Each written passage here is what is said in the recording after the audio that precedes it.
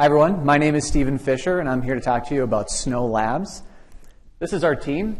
We're 3 MBA students, part of the MinCore program here, and our sponsor, Dr. Yuk Sham, came up with this idea to help combat the growing threat of antibiotic resistance around the world. So currently, there are over 23,000 deaths and over 2 million illnesses related to antibacterial resistance in the U.S. every single year, and the problem's only growing. The CDC has said that we are entering a post-antibiotic era, and there are a ton of different populations out there that are at high risk.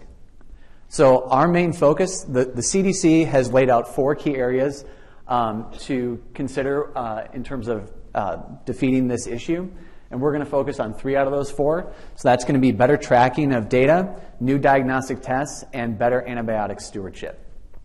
So the model that we have proposed so far is to coordinate efforts with hospitals, clinics, and labs to run, take a culture from a patient, using that sample, run mass spec on it, and analyze the proteins that are in there, and from there be able to identify the specific enzymes that are causing resistance and provide a better result to a provider on what's causing the resistance and what specific type of combination antibiotic therapy will help them get around that. And the goal will be to improve patient outcomes, lower costs, and most importantly, reduce the chance of developing antibiotic resistance. In terms of proposed revenue streams, we think we can do this through direct billing, but we also see there could be huge benefits to partnering with public health institutions, government, military contracts, and also partnering with other diagnostic firms. And so with that, we have a whole bunch of other stuff we're looking to do over the next couple of months, and this is where you can all help. Thank you.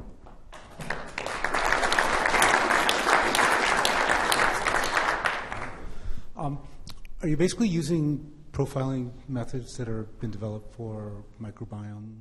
Yeah, so it'd be similar. So from my understanding of this, so like you've heard of like metagenomics, this is using proteomics. And so the idea is that as that library has been developing over the past couple of years, we can now better spot specific enzymes. That beta-lactamase is kind of what we're primarily focused on in terms of being able to say, yes, this is the beta-lactamase that's being produced by the bacteria, and we can then take currently approved FDA medication and combine that with a lower level, less intense, less toxic antibiotic for someone to take, which isn't going to take out all the bacteria in the good bacteria in their body and just leave the resistant bacteria left. So that's the rough idea. Any testing of fungi, which are also becoming resistant to? That's absolutely an area that we want to look into. So agriculture, I mean, one of the issues behind all this is that we're pumping antibiotics into the animals that we end up eating. And so we also think there could be a possible way to look into ag. And people are looking into metaproteomics for studying the oceans, for soil, for a lot of stuff. So there's a lot of different avenues that we could take this eventually. How is your team the best to do this? Well, I think so far, Dr. Sham, he's the one who we're kind of relying on for a lot of the science. We barely knew any of this. We're MBA students, part-time, learning about all this over the past couple of months.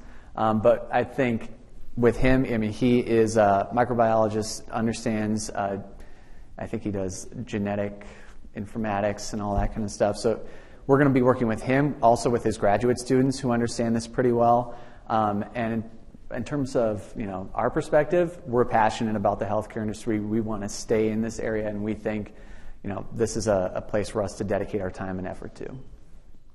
You've almost got too much on your plate. I see the probable failure coming from being so distracted by all the markets that you're not focusing on one market. Do you have your first minimal viable product or target?